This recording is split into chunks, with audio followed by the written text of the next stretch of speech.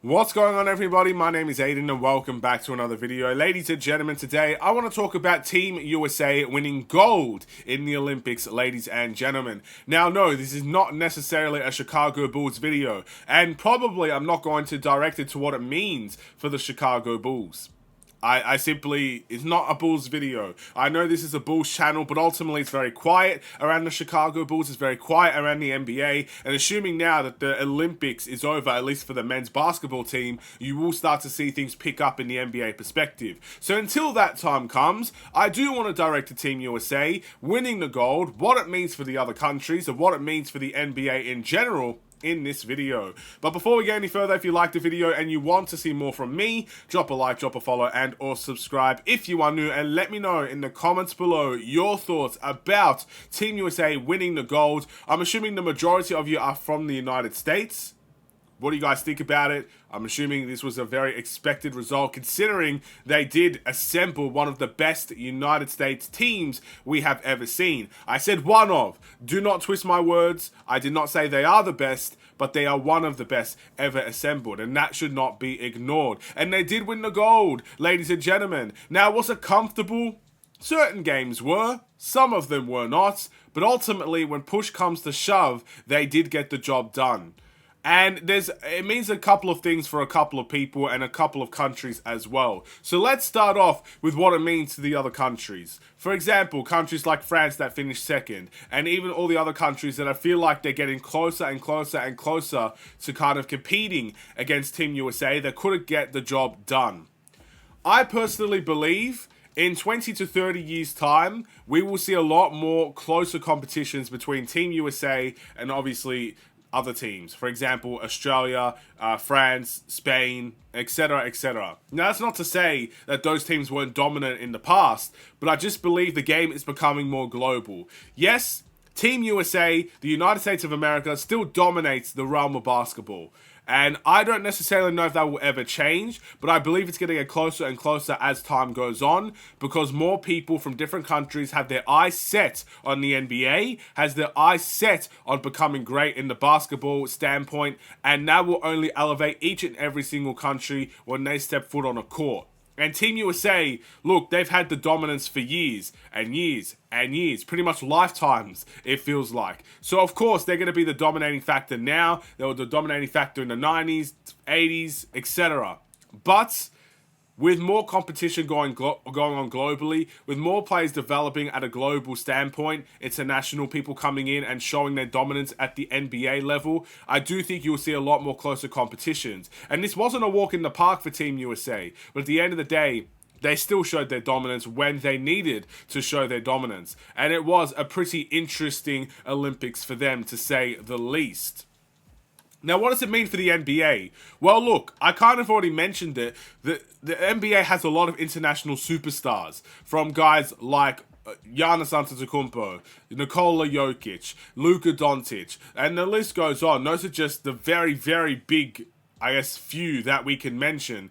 And I do believe there will be more to come. Trust me, even Wembanyama, he's going to turn into a fantastic superstar for the NBA, the way that his career is projecting to be. It's phenomenal to see. But in the grand scheme of things of the NBA, it is still Team USA. It is still the United States of America. Obviously, the game is played in the United States, but ultimately, the superstars of the United States still dominate that realm of basketball as well. But very similar to the countries that we're talking about in the Olympics coming close to the Team USA, I think very rapidly we are starting to see European players coming in and dominating the NBA standpoint as well, which is always a fantastic sight to see. And look, I just think it's healthy competition. I just think it's healthy to have players from different countries come in and make a statement. Guys like Josh Giddey had a fantastic Olympics for the most part. Yes, he's not the best NBA player you'll ever see, probably ever will see, but he's a good player, and he's making his name not only in the NBA, he's making his name for his country as well. That's something to be proud of. Guys like Wembanyama, guys like Giannis, guys like Jokic, the list goes on. These guys are making names for themselves with their countries just as much as they're making names for themselves in the NBA, and it is truly healthy competition. So will the NBA really be the United States for long?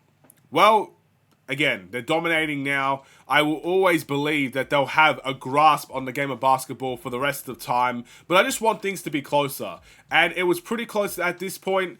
I hope it gets closer and closer as time goes on. I want to get to a point. And again, I know a lot of you are from the United States, so you guys probably won't agree with me when I say this. I want to get to a point where we look at an Olympic, or we look at a Eurobasket, or we look at anything when it comes to countries.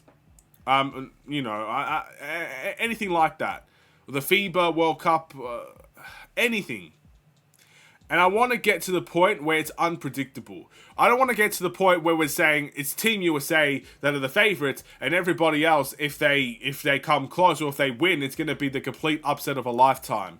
That's what I'm hoping for when it comes to these tournaments. I'm not necessarily saying I don't want Team USA to ever win another Olympics, or Team USA to never win a World Cup. They're not in the Eurobasket because that's Europeans. But ultimately, again, it still stands still to this day. It's not like I don't want them to win, but I want to get to a point where I genuinely feel that anybody could take it home. And that's where I think we're heading to when it comes to the generation of basketball that we are in. The highly skilled players that are coming in, both from the United States and from abroad. And that is what I'm looking for, and that's what I'm excited about. And I think this was a step actually towards that, even if the United States did win. But it also shows, before we will make the final statement here, it shows that when the Team USA want to turn it on, they could turn it on. They could turn it on in a heartbeat. I think it was the FIBA World Cup. I can't remember what tournament it was. But Team USA did end up losing that tournament. I think they came 3rd or 4th or something along those lines. It was like the last tournament they played outside of the Olympics. You guys can let me know what it was, because I do not remember. And they had a lot of second option type of guys. They weren't necessarily the best Team USA team you could ever throw out there. And at the end of the day, it shows that quality of team just didn't have the team chemistry, didn't have the camaraderie, didn't have the gellingness together. And yes, they were a talented group of players, still some of the best players in the NBA. But ultimately, they couldn't get the job done. Now you turn into this USA team that, you know, some of them have played together, but ultimately they're all superstars. They're all the best players in the NBA. Let's be honest. Most of them are top 5, top 10. You know, they're special. Kevin Durant special. Stephen Curry special. LeBron James special. Joel Embiid special. Jason Tatum special. They're all special. You know, and they've got really good team gelling guys like Drew Holiday, who I consider special. So it's beautiful to see from that standpoint. But they turned it on. They turned it on. And that's, in my opinion, what makes Team USA so great. When they really want to turn things on, when they really want to aim to compete in these tournaments, and they can throw the best team out there, it's going to be damn near impossible to stop.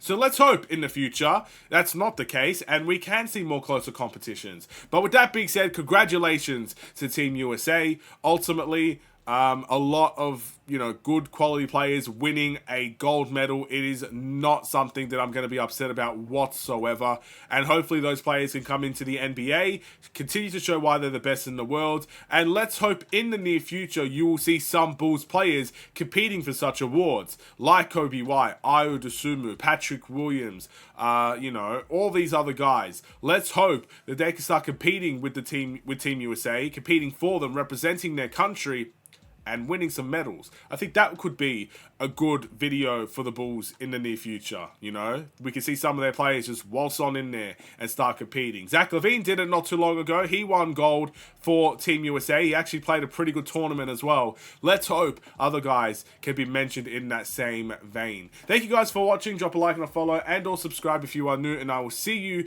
in the next Bulls-related video. Stay safe, stay healthy, and stay tuned for more. Take care. And peace.